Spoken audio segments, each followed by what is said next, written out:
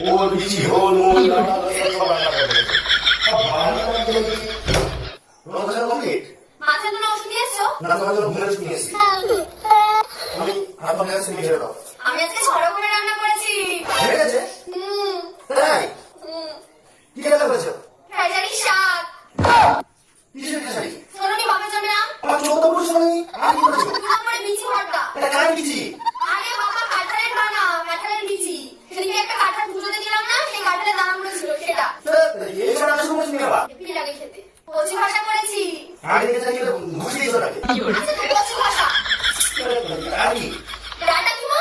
Chicken কিমা? আরে এতদিন তো চিকেন কিমা খেয়েছো, ডাটা কিমা খেলাম তো হেব্বি লাগে। সব শুকনো?